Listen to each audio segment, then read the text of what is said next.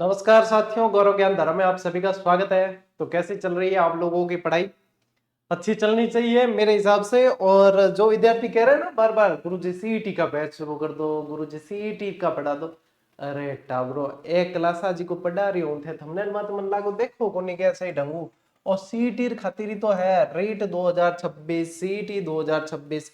अच्छा, मैं इसके ऊपर ऑलरेडी वीडियो बना चुका हूं पहले। सीईटी वाले जो लास्ट 2-3 वीडियो बनाए हैं गाइडेंस के, उसमें देखना, उसमें सारी चीज बता रखी है। आपकी सीईटी की सारी क्लासेस जीजीडी चैनल के जरिए मिल रही है। कैसे मिलेगी, कौन कौन सी क्लासेस, वो सारी चीज बता रखी है। बताइए, इंडिया जीके अभी जस्ट पढ़ाया है आप लोगों को लक्ष्य भेदी बैच के अंदर। अब ये रणभूमि विजय बैच चल रहा है अपना, तो इसके अंदर आरबीएससी यानी राजस्थान जीके पूरा हो रहा है। अरे मेन तो यही है। इसके अलावा साइंस की क्लासेस जल्दी शुरू होगी, इंग्लिश की क्लासेस शुरू होगी, करंट अफेयर्स करवाया जाएगा, है ना, रीजनिंग करवाई जाएगी, सारी चीज बताइए। तो धैर्य होना जरूरी है और दी गई सूचनाओं को सही समय पे देखना जरूरी है। दो तरीके हैं उसके लिए, एक तो यूट्यूब चैनल पे जैसे ही वीडियो डालते हैं तो देख लिया करो, ठीक है। दूसरा है टेलीग्राम जो गौरव ज्ञान धारा के नाम से ही है, उससे जुड़ जाओ। ताकि मान लो यूट्यूब से नोटिफिकेशन नहीं भी आया है आपके पास वीडियो का, तो टेलीग्राम से मिल जाए। तो दो ऑप्शन टाबरो दियोड़ा है थान, और मैं सूचना देता नहीं बाई चीज थे टेक्निकल टीम ने पूछ करो, या कहीं ना कहीं जो है कमेंट के जरिए वगैरह पूछते ही रहते हो।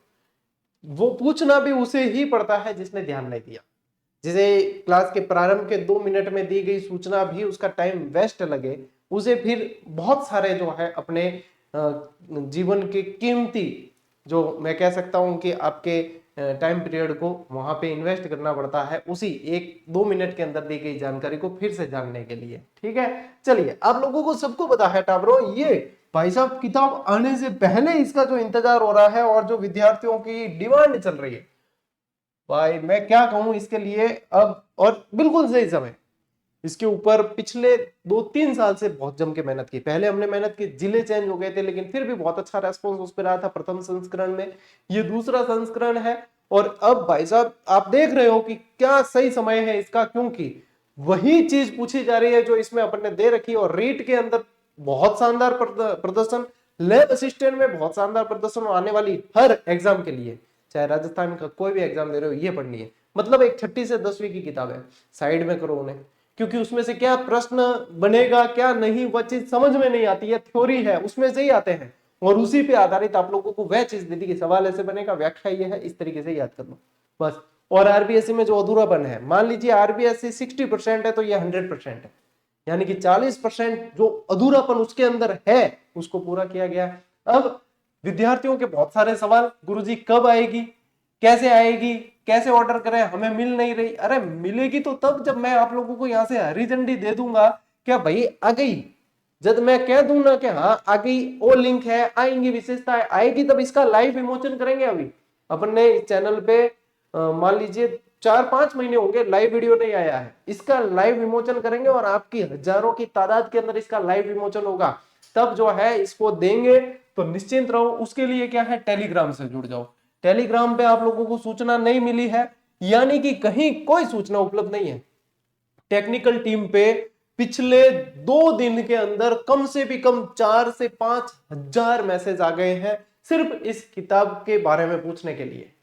तो आप अनुमान लगा सकते हो कि इसकी कितनी जबरदस्त डिमांड है। तो सूचना पहले तभी मिल पाएगी जब आप सूचना को पहले प्राप्त करना चाहोगे। जब भी आएगी ये, मैं आप लोगों को कह रहा हूं टेलीग्राम चैनल से जुड़ जाओ, वहीं पे सूचना देंगे कि आज लाइव विमोचन है। और लाइव विमोचन के अंदर इसके पेज, इसका कंटेंट, इसकी प्राइस, इसके सब कुछ जो जानकारी आप जानना चाहते हो, ऑनलाइन लिंक, ऑफलाइन कहां मिलेगी, सब बता दूंगा। तो अब ये वीडियो जिसने देखा है वो धैर्य रखेंगे और इंतजार करेंगे। ज्यादा इंतजार नहीं करवाऊंगा मैं आप लोगों को, सिर्फ 4-5 दिन का ही इंतजार है, सिर्फ 4-5 दिन का ही इंतजार है, इतना धैर्य रख लो बस।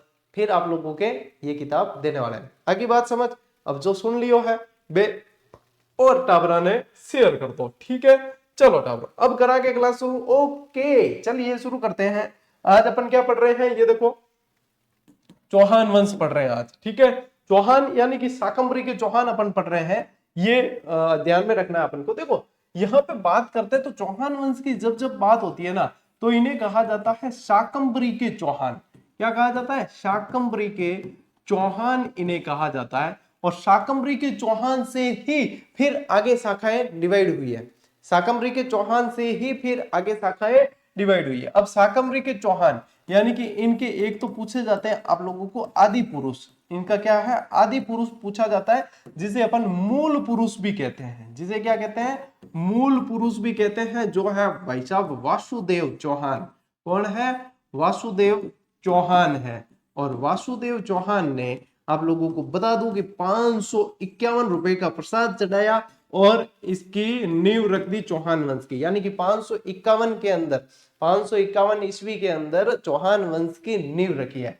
ठीक है, तो ये ध्यान रखना है। चौहान वंश के अंदर क्या ध्यान रखोगे, ये प्रारंभ में गुर्जर प्रतिहारों के सामंत थे। क्या थे, गुर्जर, ये ऐसे ही कथन बनेंगे, गुर्जर प्रतिहार के सामंत थे। ठीक है, सामंत थे, ध्यान रखना ये। और इनकी जो जानकारी मिलती है, देखो इनकी जो एक यहाँ पे झील है, कौन सी झील है, सांबर।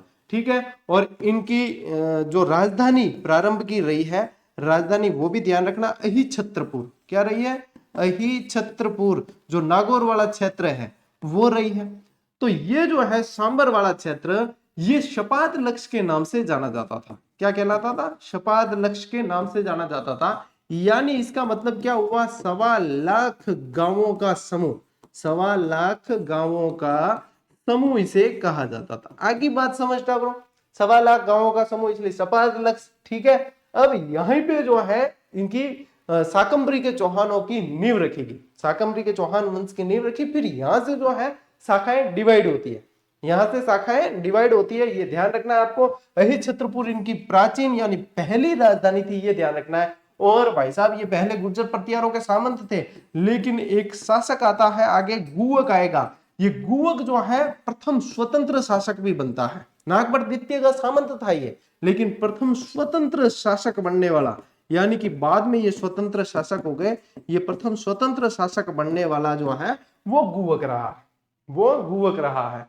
अब शाकंभरी के चौहान ही यहीं से अजयराज जो है, अजयराज अजमेर में जाके अजमेर बसाता तो अजमेर की शाखा हो जाती है। इसी तरीके से जैसे लक्ष्मण नाडोल गया तो वहां पे जो है नाडोल की शाखा हो गई। तो इस तरीके से आपको सारी चीजें याद करनी पड़ेगी। टाबरो चिंता ही मत करो, सोच मत करो, मैं करा रही हूं थान। ठीक है, थे बेसिक चीज जो को है आ समझ लेना। तो देखो अब इसमें एक शब्द और ध्यान रखना, एक शब्द और क्या ध्यान रखोगे, चाहमान। इन्हें क्या कहा गया, चाहमान के नाम से धारा गया, यानी चाप हरि मान नय, ये इसको कहते हैं। चाप यानी कि चाप कड़वा है, धनुष चलाते हैं, चाप हरि, हरि को पूछते हैं, चाप हरि मान नय, ये जो है चाहमान। और चाहमान से फिर शब्द बनता है चौहान, ये ध्यान रखना। और कई जने तो ये कहते हैं कि ये सांभर झील और इसके आसपास रहते थे। ठीक है, बिजोलिया सांभर इनके आसपास बस गए, तो फिर के चारों तरफ बसने के कारण इन्हें जो है चौहान कहा गया, गए चारों तरफ बसे हुए थे। तो अलग अलग धारणाएं हैं, इनकी उत्पत्ति के बारे में भी पढ़ेंगे अपन। पहला टाबरो स्क्रीनशॉट लो, बस आगे बढ़ा, ये बेसिक है सिर्फ।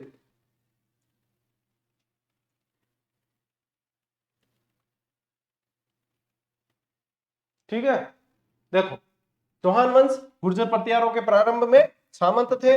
ठीक है, अब देखो शाकंभरी यानी कि सांबर के चौहान जो है, इनके स्थापना किसने की, आदि पुरुष कौन, वासुदेव, 551 ईस्वी में।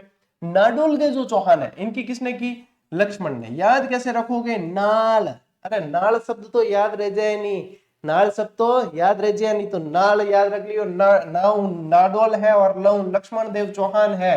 ठीक है, आदि पुरुष कौन, वासुदेव, मूल स्थान सपादलक्ष, राजधानी अहिछत्रपुर, आई चीज में बता चुके हो। अजमेर के चौहान, अरे यूं ही नाम निकले अजयराज, यूं ही नाम निकले अजयराज। तो अजयराज ने 1113 के अंदर जो है अजमेर यहीं से जो है यहाँ पे बसा दिया, यहाँ शाखा की स्थापना कर दी। जालोर, जालोर के कौन, कीर्तिपाल, जा कीर्ति फैला, क्या याद रखो, जा कीर्ति फैला भाई, जा कीर्ति पहला, तो कीर्तिपाल यानी कि कीतु एक महान शासक इन्हें कहा जाता था।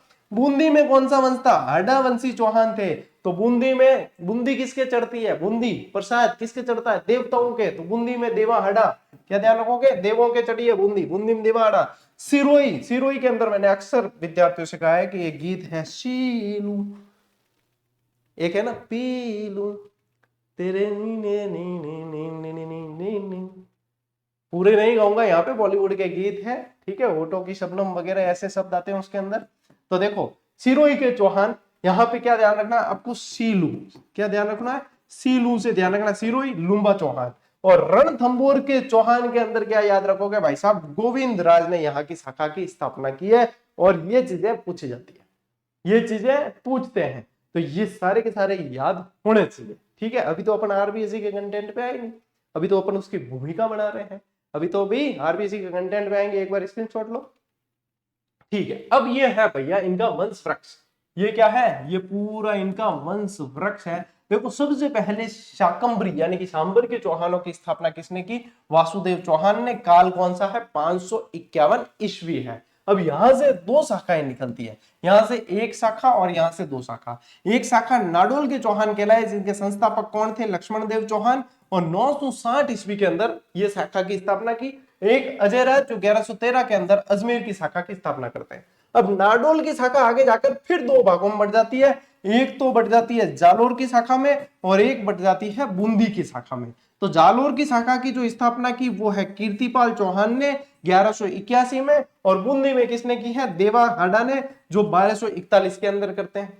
जालोर की शाखा से ही आगे जो है ये शाखा सिरोही की निकलती है, जिसके संस्थापक कौन होते हैं, लुम्बा चौहान, 1311 की बात है। और बूंदी से कोटा की शाखा निकलती है, जिसके संस्थापक माधो सिंह होते हैं, काल 1631 की बात है, ठीक है। और अजमेर की शाखा से निकलती है रणथंभौर की शाखा, जिसके संस्थापक होते हैं गोविंदराज, और ये 1194 के अंदर जो है तराइन के युद्ध के बाद की बात है। एक तरीके से चंदावर के भी युद्ध की बात हो जाती है। चंदावर का युद्ध लड़ा गया था 1194 के अंदर, जो आप लोगों को ध्यान रखना है। तो ये पूरा वंश वृक्ष है, ये इसी तरीके से याद रखना है। अब मैंने संस्थापक तो आपको लास्ट स्लाइड पे याद करा दिए थे कि इसके संस्थापक ये है, इसके ये है, ऐसे याद रखना है। लेकिन कौन सी शाखा किससे निकली, मैं ये कह रहा हूं कि ये चीज याद रख के चलना, क्योंकि ये भैया हो गया आप लोगों के नेक्स्ट लेवल, ये हो गया है आप लोगों के नेक्स्ट लेवल का सवाल हो गया है कि अब कौन सी शाखा किससे निकली है, ये याद रखना बहुत जरूरी है। आने वाले समय में एग्जामिनर यहीं से प्रश्न बनाने वाला है,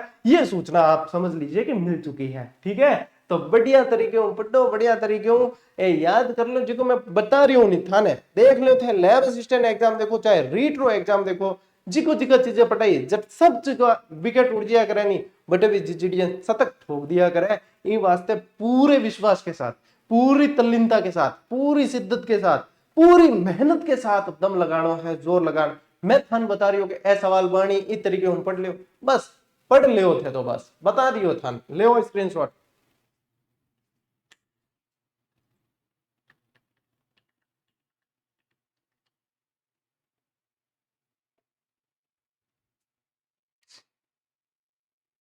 अब आते हैं भाई साहब अपन आरबीएससी वाले कंटेंट में, क्योंकि आरबीएससी के अंदर अब पहले ही चौहान वाले पहले ही पैरा के अंदर यह चीज दे रखी, चौहानों की उत्पत्ति से लेकर विद्वानों की अलग अलग राय है, जिसमें से आपको ध्यान रखना है कि अग्निवंशी वंशावलियों और ख्यातों के अनुसार इनको क्या कहा गया है, अग्निवंशी कहा गया कि अग्निवंशी है ये। सूर्यवंशी क्षत्रिय के पक्षधर कौन है, डॉक्टर गौरी शंकर हीराचंद ओझा।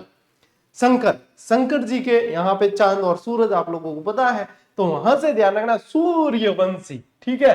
गौरी शंकर हीराचंद ओझा। चंद्रवंशी तो अचलेश्वर मंदिर के लेख के अनुसार, इसे मोस्ट इंपोर्टेंट कर देना, अचलेश्वर मंदिर के लेख के अनुसार ये चंद्रवंशी है। और विदेशी किसने कहा है, कुछ विद्वानों ने इन्हें आर्य मानकर विदेशी कहा है, क्योंकि आर्य के बाहर से आकर बसे थे इसलिए विदेशी है।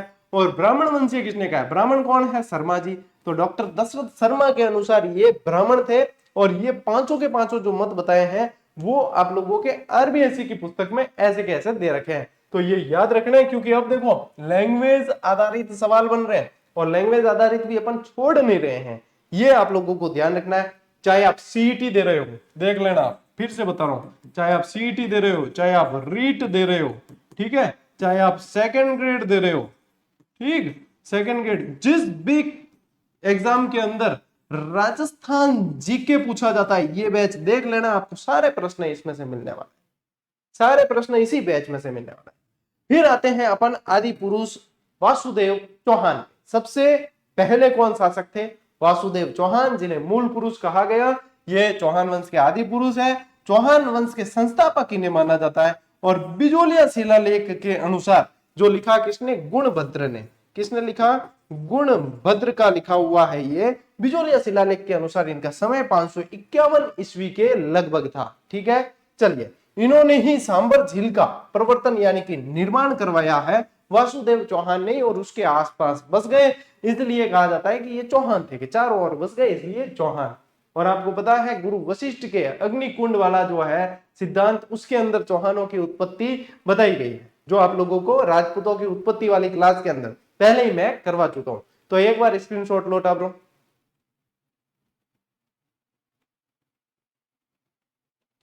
ठीक है, देखो प्रारंभ में गुर्जर प्रतिहारों के सामंत थे ये मैंने आपको स्टार्ट में ही बता दिया।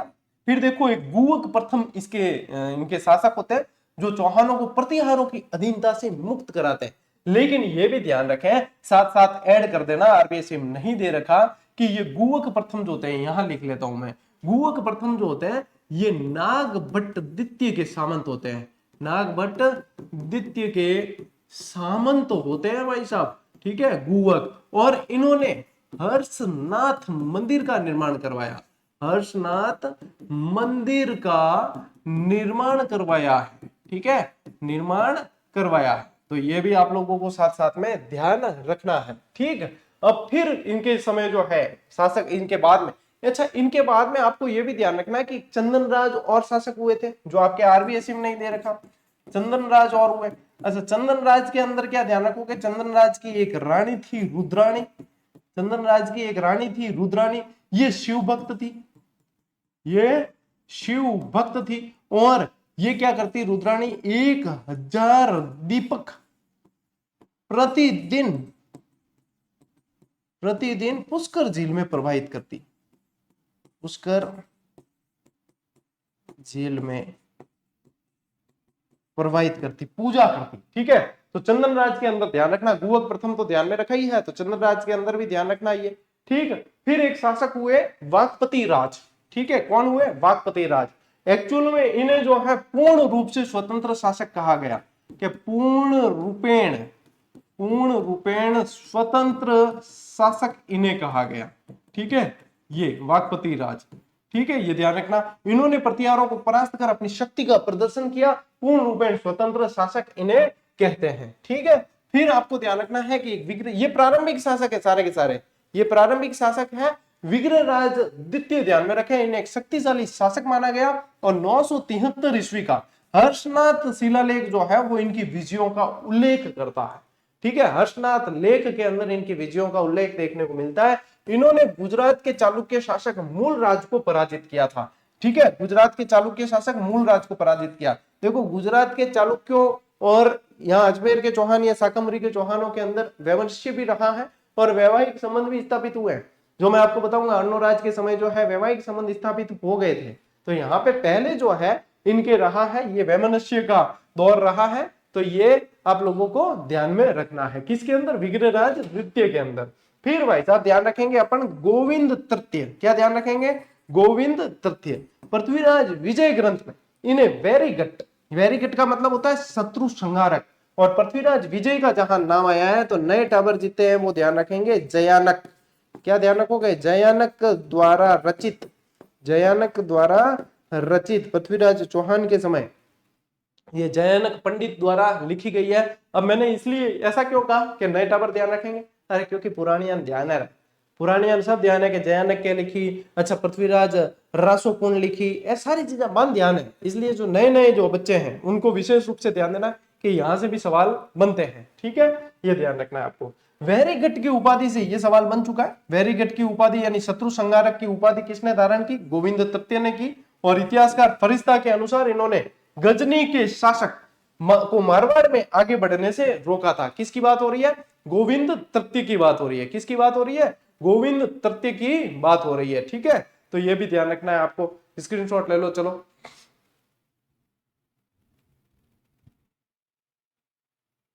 गजनी के शासक को मारवाड़ में आगे बढ़ने से रोका था। ठीक है, अच्छा आप कहोगे कि गुरुजी ये नहीं बताया आपने, तो ये तो मतलब एक शॉर्ट एंड स्वीट साथ में है। आप लोगों को वैसे एचडी करके देखोगे तो दिख जाएगा। ये तो मतलब कंक्लूजन है एक तरीके से, इन सभी चीजों को अपन डिटेल में पढ़ने वाले हैं। ठीक है, तो ये तो क्या है, मेरे पास में स्लाइड पे एक्स्ट्रा स्पेस था तो मैंने सोचा इसको यूज कर लिया जाए, ठीक है, इसलिए यूज किया है। ठीक, चलो डालो स्क्रीनशॉट ले, आगे बढ़ा।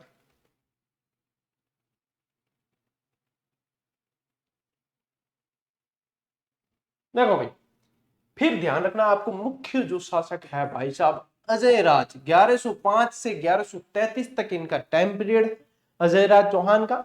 इन्होंने देखो 1113 में अजय मेरू यानी कि अजमेर नगर बसाया। अच्छा देखो अपने जो है भौतिक शब्दावली भी पढ़ते हैं तो मरु मेरू माल ऐसे पढ़ते हैं। तो मरु यानी कि मरुस्थलीय क्षेत्र, मेरू यानी कि पर्वतीय क्षेत्र और माल यानी कि पठारी क्षेत्र। तो मेरू जो शब्द है वो यहाँ पे इसीलिए काम में है कि पर्वतीय क्षेत्र है। अजमेर शहर बसाया इन्होंने, अजमेर नगर बसाया 1113 में।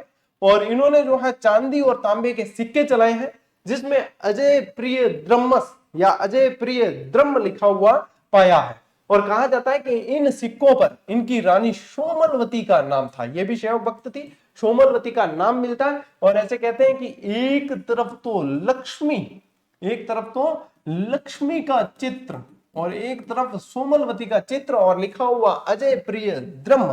तो ये सिक्के मिले हैं, ये ध्यान रखना अजय राज के समय। और धार्मिक दृष्टिकोण पूछे तो ये शैव मतावलंबी थे, धर्म सहिष्णु शासक थे, ठीक है, धर्म सहिष्णु शासक थे, ये ध्यान रखना है। और जैन धर्मावलंबियों को मंदिर बनाने की इन्होंने अनुमति दी, खुद शैव थे लेकिन फिर भी इनको अनुमति दी। पार्श्वनाथ के मंदिर के लिए स्वर्ण कलश प्रदान किया है। सारी चीजें इंपॉर्टेंट है, लेकिन एक सवाल तो भी आरपीएससी की किताब छोड़ दी, की सवाल छोड़ी जो एग्जामिनर पूछ चुकी हो, क्यों कि मालवा के कौन से शासक को इन्होंने हराया था, तो मालवा के नरवर्मन को इन्होंने हराया था, मालवा के नरवर्मन को पराजित किया। तो अपा नहीं छोड़ा भाई, आरबीएससी फिर भी छोड़ दे लेकिन थे ध्यान छोड़ो अपा छोड़ाए कौन, क्या सवाल जी को बनी नहीं, ए सारा का सारा सवाल अपा तो देखा ही, ठीक है, अपा देखा नोट करा। तो ले अब स्क्रीनशॉट ले, आगे बढ़ा।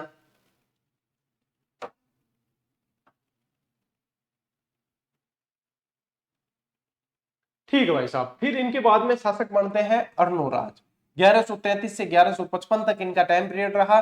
देखिए तुर्कों और मालवा के शासकों को पराजित किया, तुर्कों को हराया और मालवा के शासकों को हराया। और तुर्कों को हराया तो क्या हुआ कि बहुत भारी मात्रा में नरसंहार हुआ और मांस के लोथड़े और खून की नदियां बहने लगी, इधर उधर बहुत दूषित हो गया वातावरण, पूरा गंध मारने लगी चीजें। तो इन्होंने जो है चंद्रा नदी को रोक कर फिर अपने आना सागर झील का निर्माण करवाया था, तुर्कों के खून को साफ करने के लिए आना सागर झील का निर्माण करवाया, ये भी ध्यान रखना है आपको, ठीक है। गुजरात के शासक कुमारपाल चालुक्य से इन्हें हार का सामना करना पड़ा। अब भाई साहब अब थाने में एक स्टोरी बताऊं, देखो एक शासक हो और आरबी चिमनी दियोड़ी, लेकिन था ध्यान रखनी चीजें जिनको नाम हो जय सिंह सिद्धराज चालुक्य शासक हो, ठीक है, जय सिंह सिद्धराज नाम को चालुक्य शासक हो। चालुक्यों और देखो इनके चौहानों के बीच में संघर्ष चला है। और जय सिंह सिद्धराज की एक पुत्री थी जिसका नाम था कांचन देवी, क्या नाम था, कांचन देवी। अब ये भी ध्यान रखना कि कांचन देवी का भाई कुमार पाल था, कौन था, कुमार पाल, ये इसका भाई था कांचन देवी का। अब देखो जय सिंह सिद्धराज और इनके बीच में जो है पहले तो संघर्ष होता है, बाद में कांचन देवी का विवाह कर दिया जाता है, किससे, अर्णोराज से। कांचन देवी का विवाह किससे किया जाता है, विवाह कर दिया जाता है अर्णोराज से, ठीक है, अर्णोराज से विवाह हो जाता है। अब अर्णोराज और कांचन देवी का विवाह है। अब मियां बीवी एक दिन चौपड़ खेलने बैठ गया, ठीक है, अर्णोराज और कांचन देवी एक दिन चौपड़ खेलने बैठ गए। इधर जब तक जो है जय सिंह सिद्धराज का टाइम पीरियड चला गया था और कुमारपाल शासक बन चुका था, ठीक है। तो यहाँ पे चौपड़ खेलने बैठे और चौपड़ खेलते खेलते ध्यान है कि दोनों का देखो दोनों राजा राजवंशु है, तो एक दूसरे में मतलब भिड़ गया, क्या हमारा वंश श्रेष्ठ है और हमारा वंश श्रेष्ठ है, क्या हम श्रेष्ठ राजा है, हम बड़े हैं, हम ताकतवर है, कि हम मियाँ बीवी दोनों भिड़ गया। तो बाद में क्या ठीक है, तो इनको निर्णय कर ला, निर्णय क्या कि भाई ने करियो कॉल सीधो, क्या भाई कुमार साहब ऐसी ऐसी बात होगी, अर्णोराज जी महाराज कह रही है कि आप में इतनी सामर्थ्य नहीं है, शक्ति नहीं है। तो कुमारपाल की बात है, चलो जांच ला है, कुमारपाल सेना लेके रवाना और इन दोनों के बीच में युद्ध हुआ, कुमारपाल से अर्णोराज पराजित होता है। कुमारपाल से अर्नोराज पराजित होते हैं। कुमारपाल घूम घाम के अजमेर आ गया, कुमारपाल घूम घाम के अजमेर आ गया। अब अर्नोराज यहाँ पे क्या करते हैं, अर्नोराज समझा बुझा के इनको भेजते हैं। अर्नोराज इनको क्या करते हैं, समझा बुझा के इनको यहाँ से भेज देते हैं और अपनी बहन का विवाह, अर्नोराज अपनी बहन का विवाह जिसका नाम होता है जलहन, क्या नाम होता है, जलहन, जलहन का विवाह कुमारपाल से करते हैं। जलहन का विवाह कुमारपाल से करते हैं, हाथी घोड़े धन दौलत देके रवाना करते हैं। भाई साहब दफा दफा करो, मामला जो भी है। तो ये ध्यान रखना, कुमारपाल चालुक्य ने से इन्हें हार का सामना करना पड़ा था। आपके आरबीएससी में सिर्फ इतना दे रखा है, इसके पीछे की स्टोरी मैंने इन शॉर्ट आप लोगों को बता दी है।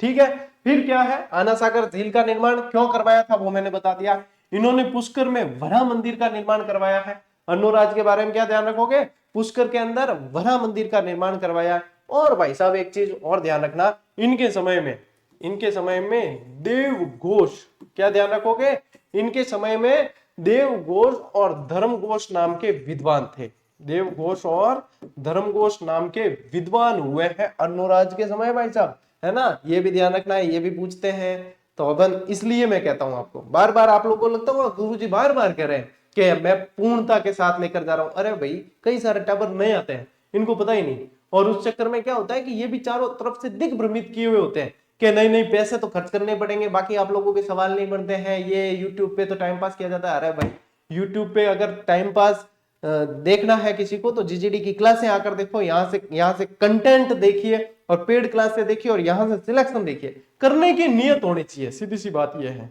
करने की नियत होनी चाहिए कि आज अपना जो जीरो से किया हुआ सफर 1 मिलियन तक पहुंचा है, किस कारण, क्योंकि सिलेक्शन दिया है, क्योंकि कंटेंट दिया है, क्योंकि मेहनत की है, क्योंकि विद्यार्थियों का विश्वास जीता है और दिन प्रतिदिन मेहनत की जाती है। तो बस नच्छे पढ़ाई करो, इन वास्ते माने भी कहना पड़े। देखो लोग तो मतलब पैसों से कोर्स बेचने की लिए कई दलीलें देते थे, तो क्या हम फ्री में पढ़ाकर भी दलीलें नहीं दे सकते। तो इसलिए चाहे 2-4 कह भी दे, क्या गुरुजी आप बार बार क्यों फ्री का कहते, कहना जरूरी है, क्योंकि आजकल जमाना यही है। अरे वो पैसों से बेचकर भी 10 बार कहते थे, तो हम फ्री में पढ़ाकर नहीं कह सकते क्या। वही तो है, भावनाओं का फर्क है, बस बात चीज है। धार्मिक नीति देखो, ये स्वयं शैव थे, शैव मतावलंबी थे, लेकिन अन्य सभी धर्मों का सम्मान करते थे। इन्होंने खतनगच्छ के अनुयायियों को भूमि दान दी और यहीं से प्रश्न बनता है, क्या ध्यान रखोगे, इन्होंने खतरगंज के अनुयायियों को भूमि दान किया। और इनके देवघोष और, अच्छा इसमें देवघोष और धर्मघोष के बारे में तो दे रखा है, देवघोष और धर्मघोष जैसे प्रकांड विद्वान हुए इनके समय। और क्या ध्यान रखोगे, इन्होंने गजनियों को पराजित किया और मालवा और हरियाणा के अभियानों का नेतृत्व किया है। यहीं से लाइन जो दे रखी है, यहीं से प्रश्न बनेगा भाई। ये आजकल ट्रेंड ये चल रहा है, अपन को लगता है इससे तो क्या प्रश्न बनेगा, वहीं से प्रश्न बना रहा है। फिर वहां अपन सोचते हैं बैठ के, अरे यार कथन में तो ये दे रखा है, कारण में अब यूं लग भी रहा है कि सही भी है नहीं भी है, समझ में नहीं आ रहा। लेकिन जिसके पढ़ा हुआ है, जिसने ध्यान दिया हुआ, उसको सब समझ में आएगा।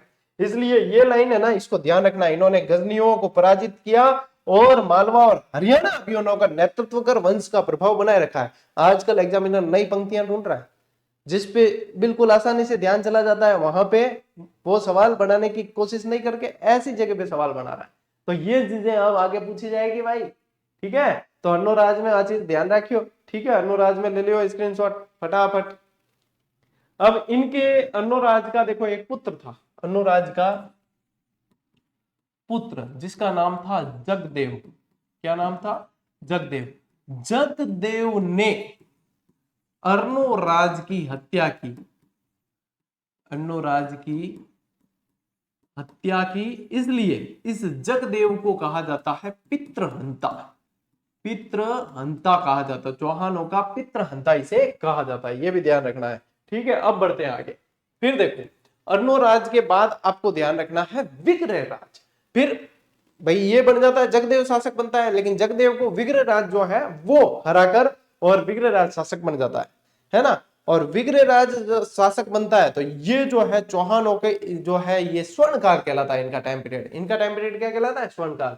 और विग्रहराज का एक और नाम आपको विशल देव भी देखने को मिलेगा, क्या देखने को मिलेगा, विशल देव देखने को मिलेगा, विग्रहराज चतुर्थ या विशल देव, ठीक है। 1158 से 1163 तक इनकी टाइम पीरियड रहा है। देखो इन्होंने दिल्ली के तोमरों को पराजित किया, दिल्ली के तोमर शासक तंवर को पराजित किया है, दिल्ली के तोमर शासक तंवर को पराजित किया है, ठीक है, ध्यान रखना। तोमरों को हराकर दिल्ली पर अधिकार किया और दिल्ली जीतने वाले भाई साहब ये पहले शासक थे। दिल्ली जीतने वाले विग्रहराज पहले शासक हुए हैं, ये ध्यान रखना है आप लोगों को। इन्होंने गजनी पर विजय की और इन्होंने गजनी के शासक खुसरो शाह को पराजित किया, और ये नाम याद रखना, गजनी के शासक खुसरो शाह को पराजित किया है विग्रहराज ने। साहित्यिक और सांस्कृतिक उपलब्धियां जहां से भर भर के सवाल बनते हैं, इन्हें जयानक भट्ट ने कवि बांधव कहा है।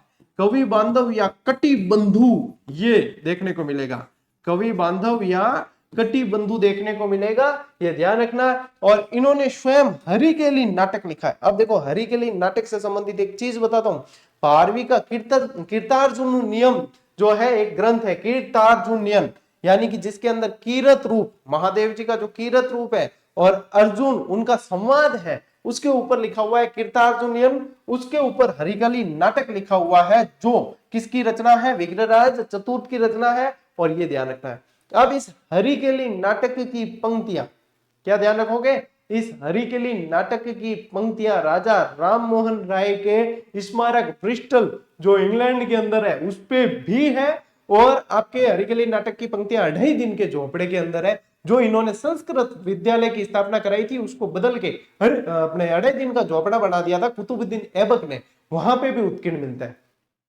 क्या ध्यान रखोगे, हरिकेली नाटक की रचना की है, ठीक है। और एक दरबारी विद्वान बहुत प्रसिद्ध इनके, जिसका नाम था सोमदेव, इन्होंने ललित विग्रहराज नाटक की लिखा है। क्या लिखा है, ललित विग्रहराज नाटक लिखा है, ये ध्यान रखना। इन्होंने बिशन सागर झील बनाई है, देखो बिशनपुर को बसाया, बिशन सागर झील बनाई है इन्होंने, ये भी आप लोगों को ध्यान रखना है। और शपात लक्ष्य का स्वर्ण युग कहलाता है इनका टाइम पीरियड, क्या कहलाता है, शपात लक्ष्य का स्वर्ण काल, या चौहानों का स्वर्ण युग कह सकते हैं, चौहान साम्राज्य का स्वर्ण युग कह सकते हैं, वो इनका टाइम पीरियड है। तो ये आपको ध्यान रखना है, स्क्रीनशॉट लो एक बार, ठीक है। अभी और पढ़ते हैं, देखो शिल्प और स्थापत्य के अंदर देखें तो अजमेर के एक संस्कृत पाठशाला बनवाई अजमेर के अंदर, ये बनवाई थी लगभग 1153 के अंदर। ये कब बनवाई थी, 1153 के अंदर जो है अजमेर में संस्कृत पाठशाला का निर्माण इन्होंने करवाया, जिस पर हरिकेली नाटक की पंक्तियां खुदवाई।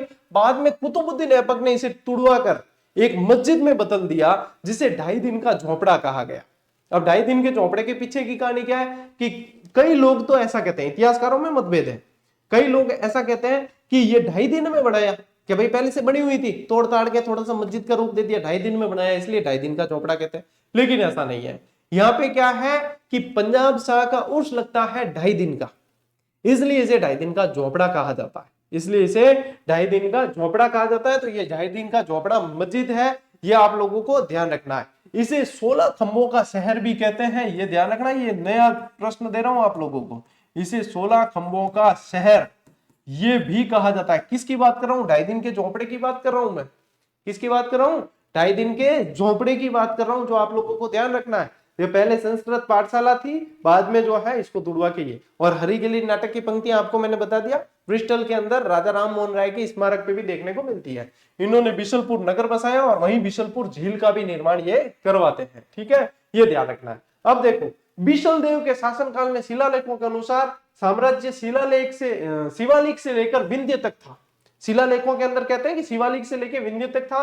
कई सारे इनको कवियों को और इन्होंने आश्रय दिया, इसलिए कवि बांधव कहते हैं। और कई सारे नगर मंदिर बांध वगैरह बनवाए, और सरस्वती कंठाभरण संस्कृत पाठशाला का निर्माण करवाया।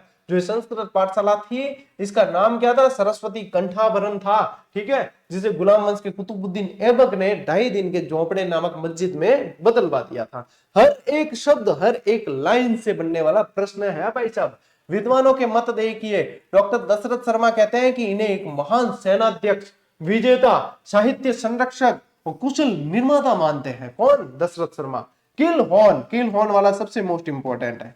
किल हॉर्न कहते हैं कि इन्होंने विग्रहराज की तुलना किल हॉर्न ने महान कवि कालिदास और भवभूति से की है। किससे की है, महान कवि कालिदास और भवभूति से की है। और विद्वान जयानक जैसे विद्वान ये भी कहते हैं कि यदि विग्रहराज के बाद में है ना, ये कवि बांधव जैसी उपाधि धारण करने वाला कोई भी शासक नहीं होगा, ऐसी भी बात कही गई है। और ये स्वर्णकाल कहलाया इनका टाइम पीरियड। विग्रहराज चतुर्थ के शासनकाल को शपात लक्ष्य यानी कि चौहान साम्राज्य का स्वर्ण काल माना जाता है। ये भी आप लोगों को ध्यान रखना है, ठीक है। ये भी शैव मतावलंबी थे, क्या ध्यान रखोगे, ये भी शैव मतावलंबी थे, ठीक है। लेकिन एक विद्वान धर्मघोष के कहने पर, धर्मघोष सूरी, ठीक है, धर्मघोष सूरी के कहने पर, सूरी के कहने पर पशुवध पर रोक लगाया इन्होंने। और ये प्रश्न भी बन चुका है, पशुवध पर रोक लगाई, किस शासक ने लगाई थी, ये प्रश्न बन चुका है। और कौन से दिन, तो एकादशी के दिन। तो क्या ध्यान रखोगे, पशुवध पर रोक, यहां लिख देता हूं, यहां क्लियर दिखेगा, एकादशी के दिन, एकादशी के दिन पशुवध पर रोक लगाने वाले शासक कौन है भाई, आपके विग्रहराज चतुर्थ है, ठीक है, ये आपको ध्यान रखना है। चलिए स्क्रीनशॉट ले लिया, ठीक है, स्क्रीनशॉट ले लिया, ओके। तो इसी के साथ भाई साहब आज की बहुत अच्छी और शानदार क्लास मेरे अनुसार तो है, बाकी तो आप बताओगे अच्छी और शानदार है कि नहीं, ये पूरी हुई। अब आपको जीजीडी वन लाइनर नहीं रहे, अपने आरबीएससी वस्तुनिष्ठ संग्रह की जानकारी मैं दे चुका हूं, जब भी आएगी टेलीग्राम से जुड़ जाना, वहां पे मिल जाएगी। और भाई साहब ये सीईटी की टेस्ट सीरीज का आज लास्ट डे है, लास्ट डे मतलब इसके बाद भी खरीद पाओगे, लेकिन मेगा कॉम्बो का आज लास्ट डे है। ये प्राइस कल के बाद आपको नहीं देखने को मिलेगी, फिर आपके ये प्राइस देखने को मिलेगी।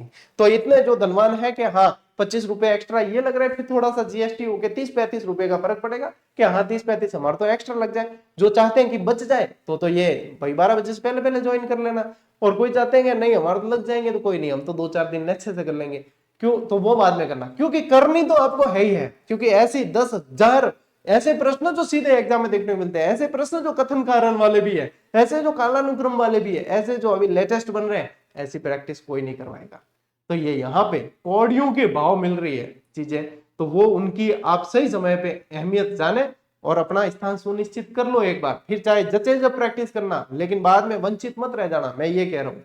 बाद में वंचित रह गए, ये तो अभी तो ये है, अभी इसमें भी ज्वाइन कर पाओगे कल के बाद, आज के बाद, ठीक है, फिर बाद में ये सोल्ड आउट होगी, इसमें भी फिर ज्वाइन नहीं कर पाओगे, सीधी सोल्ड आउट, ठीक है। तो ये सारी चीजें मैंने बता दी है, सूचित रहे और अपने आसपास भी सभी विद्यार्थियों को सूचना दे दीजिएगा। आज की इस क्लास को भैया यहीं पे समाप्त करते हैं, अब अपन मिलेंगे अगली क्लास में, अगले सेशन में, तब तक के लिए राम राम, जय हिंद।